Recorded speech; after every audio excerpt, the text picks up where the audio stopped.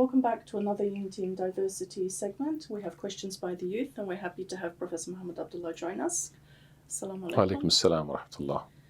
Today's question is about converting to Islam, I think. So the question is, if someone is researching Islam and they've done so for several years with the intention of seeking truth, why has the guidance not come? Bismillah ar-Rahman ar-Rahim. Alhamdulillah wa salatu wassalamu ala Rasulillah.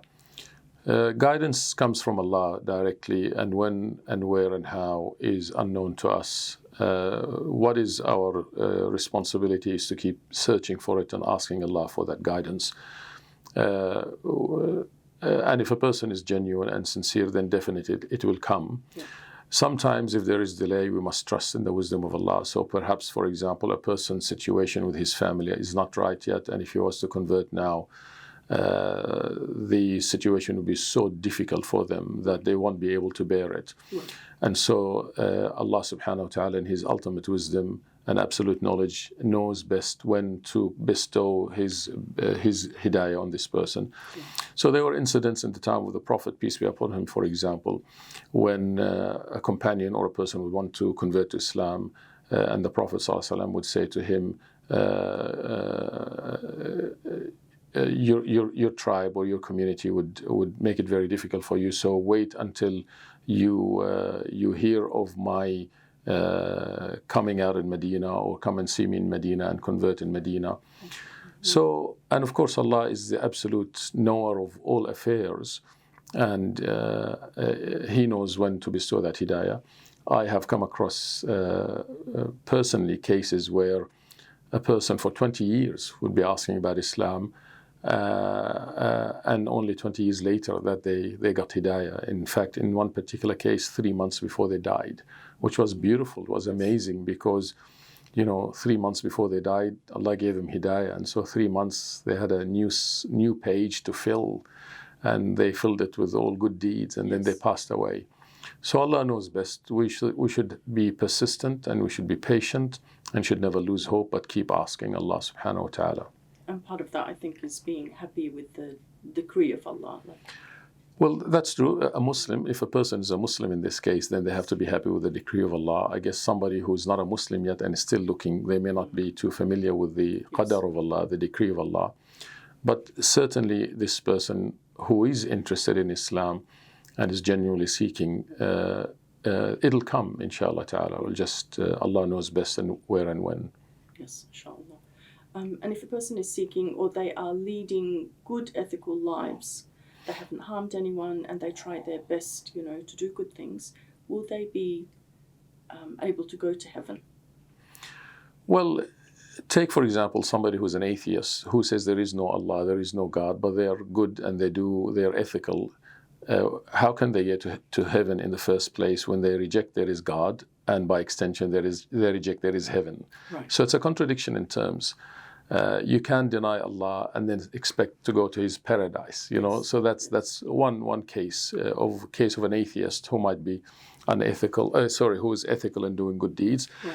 But Allah Ta'ala, being all just and all merciful, He rewards them for their good deeds in this life.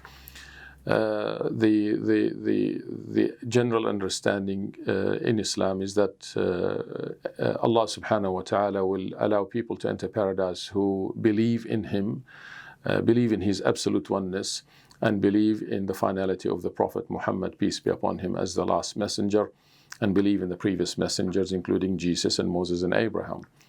The Prophet ﷺ said, any Jew or Christian who hears of me and does not believe in me, then they will not go to paradise. So the scholars, they discuss the question of hears of me. And they say somebody should know about the Prophet properly and adequately, should not have received misinformation about him, and should have had a clear picture about the Prophet to believe in him. If a person has an understanding of Islam that is genuine and that is not full of misinformation, and rejects and refuse to accept Islam, then Allah subhanahu wa ta'ala says that they will not go to paradise, they will not go to heaven. Having said that, we cannot be judges over people.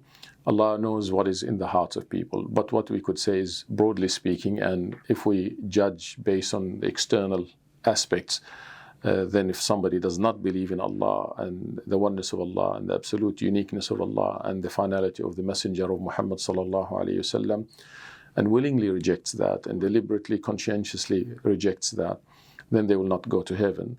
However, Allah knows what's in the hearts of people. Somebody who may appear to us to be not believer, in their heart they may be belief. They may have died on that belief. And on the Day of Judgment, Allah will take to Jannah everybody who had, or anybody who had an atom's weight of Iman, an atom's weight of faith. Yes.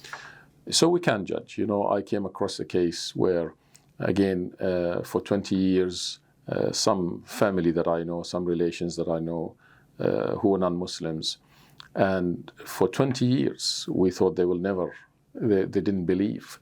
But then 20 years later, when we said to them, they wanted to be buried according to Islamic rites, and I said to them, to be buried as a Muslim, you have to be a Muslim. They said, but I am. He said, you have to believe there is La ilaha illallah Muhammad Rasulullah. I said, but I do. Now that he was, and then his wife who was sitting next to him, she said, me too. And so the point is, they were concealing that in their heart, that faith, and we didn't know that. Right. But then when the opportunity came, they expressed it. So we leave that to Allah subhanahu wa ta'ala. That's a beautiful story, mashallah. I actually got goosebumps listening to that story. Thank you for your time again. My pleasure.